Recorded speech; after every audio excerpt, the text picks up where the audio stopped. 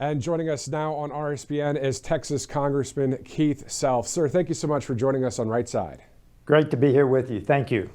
Definitely. So I understand you've actually introduced a strong legislative package aimed at codifying 4 of President Trump's executive orders. Can you tell us about those? Well, this is one of the most important things that I think Congress has before it, other than our regular duties, and that is to codify the executive orders that President Trump is signing, because he won't be president forever, and we don't know who's going to follow, and we need to make sure these get into law so that they cannot be overturned with just the stroke of a pen. So we've got 4 that we have submitted on one day. One is to return discipline to the schools. This is one that deals with DEI, that deals with race rather than meritocracy. It deals with the COVID-19, all of the mistakes that were made during COVID-19, and certainly men and women's sports. Then we've got the biological safety, because as we know, gain of function was done during Fauci. And it resulted in COVID-19. So we're going to make sure that toxins, viruses, biological weapons are truly monitored and kept in check under this law. Then we've got the public loan forgiveness EO that we're trying to codify. Listen to these figures. 7,000 were under this law previously forgiven loans. Under Biden, it went to 1 million people might have been eligible for loan forgiveness under this program. That's what we need to get back into law so that we have a program that actually meets the interest of the United States, rather than paying people in NGOs, non-governmental organizations that support terrorism and riots and destruction of the American value. And lastly, truth in history. Frankly, I will tell you that there are 3 things that I think the progressive left wants to tear down in order to change America. One is our faith, one is our history, and one is our family. They would like to rewrite history. They would like to take faith out of the public square. And they would certainly like to tear down the fundamental institution of society, which is the family. So those are the 4, and I think all these are important for America moving forward. Exactly. And let's tackle the last one you just were referring to, because we know that woke mind virus, that indoctrination that we've seen in so many schools across our union. So you're standing up against that and standing with we the people. Tell us again why that is important for the youth that are going to be our next, politicians and people in media and all over the place. Well, we want the parents and the churches and the synagogues to have sway over children's minds.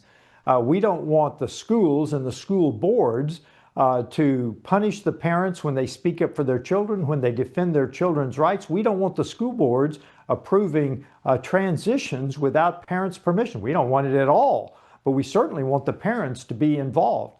So it's who is going to raise our children? We want parents to raise our children under the influence of the churches and the synagogues, not the government. The government should not be in the business of raising children. We need to be educating them, reading, writing, arithmetic, and STEM, not the woke subjects as well. Yeah, exactly. I've seen some of these public libraries as well out there, and they really still, a lot of them just force demonic actual books written there, like a demon Valentine book I saw one time. Your thoughts just about the public libraries? I know that we're talking about the 4 things that you're working to codify, but just in general, it's that indoctrination. They're still even trying at the libraries in some cases. Well, it is throughout. Even in North Texas, we have parents' organizations that have to work hard to get certain books out of the school library or the public library. And this is a fight because I don't know how it's infected so many of our librarians, so many of our school boards. But the parents' organizations in North Texas are stepping up in many cases to fight to take these dangerous books that you're mentioning out of school libraries and public libraries. But again, it's a fight. From the 30,000-foot view, when we're looking at the things that you're working to accomplish for the country and specifically for Texans, it's on the right side of history. I mean, this stuff is common sense, isn't it? Can we talk about the fact that you and the president and others are common sense leaders? And that's really what we the people want, sir. Well, the people have voted for this, 77 million people. When you look at the polls, 79% want transparency and accountability in the Epstein. 77% want no amnesty. And it just goes on. This is what people want. People are crying for real leadership that will defend American values. And that's what some of us up here are trying to do, to stand in the way. It's the old William Buckley saying, who's going to stand athwart history and yell, stop? Our people are telling us enough is enough. Now do our jobs to make sure that American values are defended at every level. And then, sir, would you have any words of advice or encouragement for we the people, specifically from Texas in your district, when it comes to all the things that are happening out there in this world? I mean, you're working hard to do things for we the people, but what message would you have for them moving forward for the next 3.5 years under President Trump and on? Find people who are going to work for you, that are going to support your values, put them in public office, and then support them in every single way. The people will really determine the future of America. I can almost tell where you get your news by listening to you. Is it CNN? Is it MSNBC? Is it Fox? I can almost tell where someone gets their news. Pick a news source that's going to be truthful and realistic and, as you say, common sense.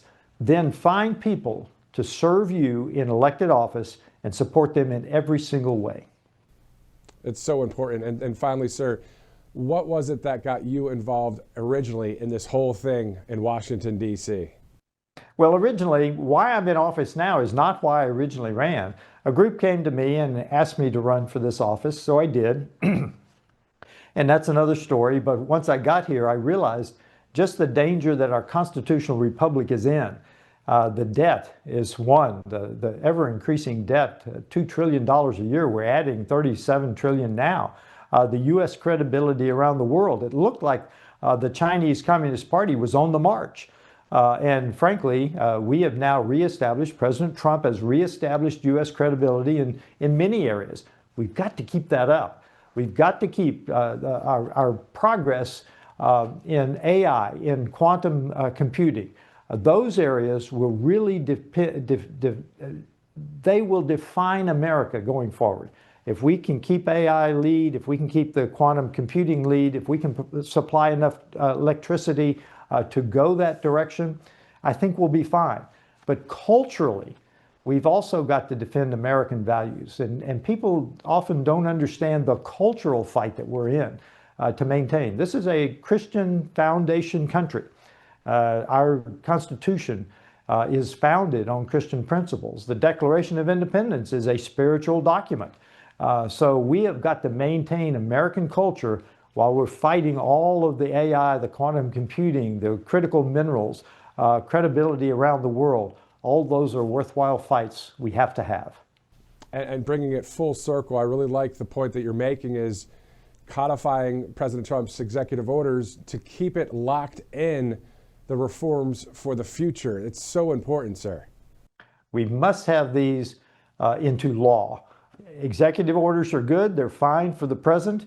We need to look to the future and codify these into law. Texas Congressman Keith Self, thank you so much, sir, for joining us. Thank you so much for working hard for we the people. Thank you.